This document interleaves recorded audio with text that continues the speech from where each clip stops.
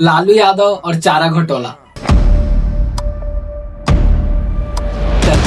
हाँ, आपने सही सुना, चारा तक नहीं बचा इस हुआ कैसे था? यह भारत, क्या इसके पीछे मास्टरमाइंड लालू प्रसाद यादव थे?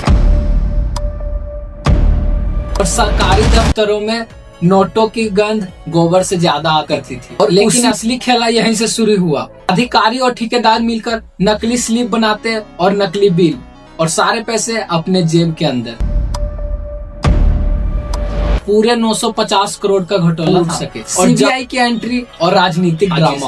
और जब गिरफ्तारी की बारी आई तो लालू प्रसाद यादव ने अपने ही घर में अपने पत्नी को मुख्यमंत्री बना दिया। यानी सत्ता भी अपने घर में और केस भी अपने घर में। लालू यादव और चारा घोटाला एक ऐसी स्कैंडल जिसने पूरी बिहार हिला दी। सोचिए अगर कोई नेता गाय भैंस के चारा तक को घोटाला कर जाए।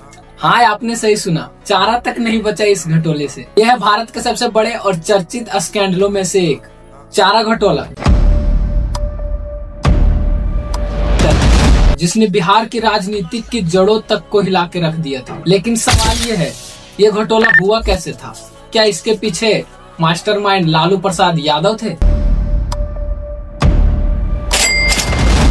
या फिर राजनीति का कोई और बड़ा खेला चल रहा था? 1990 का बिहार एक ऐसा दौर जिसमें भ्रष्टाचार आम बात थी और सरकारी दफ्तरों में नोटों की गंध गोबर से ज्यादा आती थी। और उसी माहौल में हुआ चारा घोटाला, जिसकी रकम इतनी बड़ी थी जिसे सुनकर आज भी आप हैरान हो सकते हैं।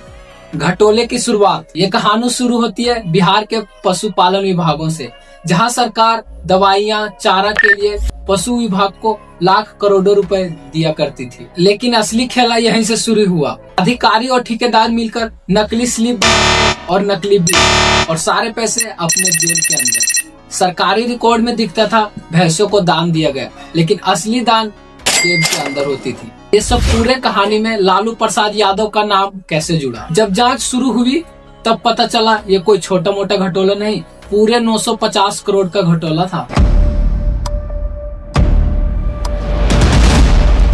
और जांच में धीरे धीरे निकलने लगे बड़े नाम, जिसमें उस समय के मुख्यमंत्री लालू प्रसाद यादव का भी नाम था। कहा गया इस पूरे सिस्टम को लालू यादव ने छात्र रियायत दी ताकि अधिकारी और नेता मिलकर पैसा लूट सके। सीबीआई की एंट्री और राजनीतिक ड्रामा। 1996 में जब मामला कोर्ट तक पहुंचा तो सीबीआई ने जांच शुरू की। सीबीआई ने 60 से अधिक केस किए और मामला कोर्ट तक पहुंच चुका था। और लालू प्रसाद यादव समेत कई बड़े नेता पर केस लगे। इसके बाद बिहार की राजनीति में मच गया भूचाल।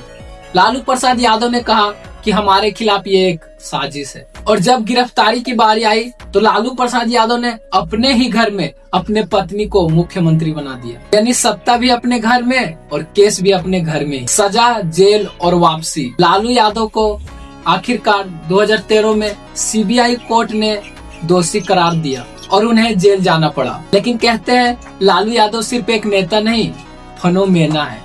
जेल में रहकर भी उसे राजनीतिक का रंगमंच नहीं छोड़ा। लोग आज भी कहते हैं लालू यादव के जैसा पॉलिटिकल एजेंसी किसी के पास नहीं। और यही कारण है कि बिहार में आज इसका नाम जिंदा है। चारा घोटाला सिर्फ पैसे की कहानी नहीं थी, ये उस सिस्टम की कहानी थी जिसने दिखाया कि कैसे सत्ता और लालच मिलकर भैंस के चारा तक को निगल सकती है। और आज भी एक केस हमें यही याद दिलाती है, भ्रष्टाचार चाहे कितना भी पुराना हो, कानून के शिकंजे से कोई नहीं बच सकता है। तो अगली बार जब कोई कहे चारा घोटाला तो याद रखना, ये सिर्फ जानवरों का नहीं था, वो इंसानियत का भी सबसे बड़ा इम्तिहान था।